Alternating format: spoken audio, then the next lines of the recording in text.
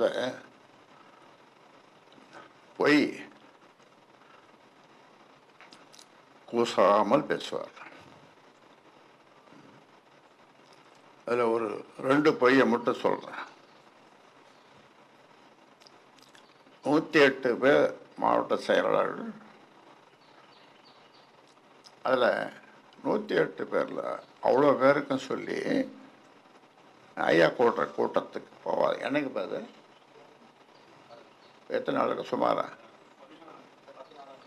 14ஆம் தேதி. அதுக்கு 8 பேர் தான் இங்கே வந்தான்.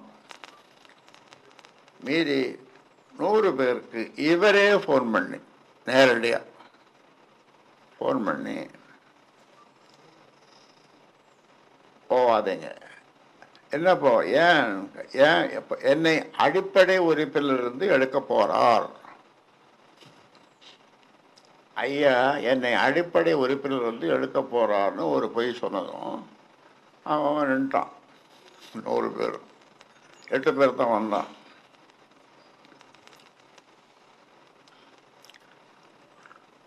அன்னைக்கே நான் செத்து விட்டான்.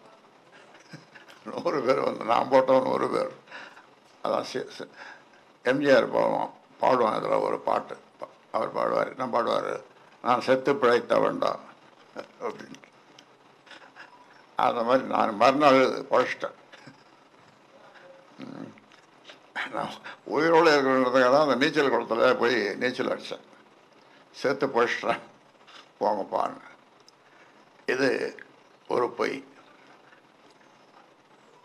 அடிப்படை உறுப்பிலிருந்து நீக்குவாருன்றது கற்பனை கூட செய்ய முடியாது இல்லையா? நீங்கள் சொல்லுங்க, கற்பனை செய்ய முடியுமா? இது உலகம் ஏற்றுக்குமா? கட்சி ஏற்றுக்குமா? மக்கள் ஏற்றுக்குமா? ஒரு பொய். இன்னொரு பொய், நேற்று சமூக ஊடக பேரவை கூட்டம். அதில் அந்த கூட்டத்துக்கு எத்தனை அடியாளுப்பா? எத்தனை பேர்? 6 பேர் வச்சிருக்காரு ஐயா அடிக்கிறதுக்கு.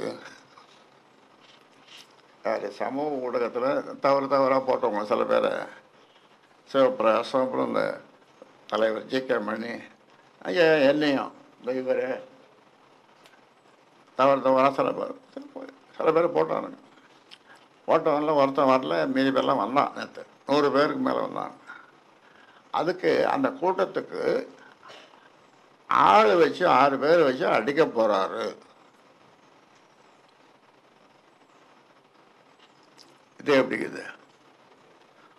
உங்களை எல்லோரும் இந்த 32 மாவட்டம், இப்போ 38, 32 மாவட்டத்துக்கும் போய் அவங்களோடு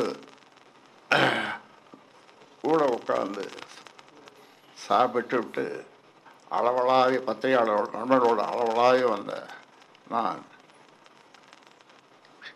இந்த மாதிரி எங்கேயாவது அடிதடியில் நான் போனதும் கிடையாது, வந்ததும் கிடையாது. இப்படி 6 பேரை வச்சிருக்காரு அடிக்கிறதுக்கு போல அப்படின்னு. ஆனால் 100 பேர் வந்துட்டாங்க, ஒரு ஆள் தவிர 100 பேர் எல்லாம் வந்துட்டாங்க. எதுக்கு சொல்கிறேன்னா, இப்படி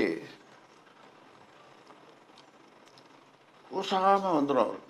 நமக்கெல்லாம் யோசிச்சு செய்யும் பொய்யை நமக்கு வராது. நான் போய் பேசுறது கிடையாது.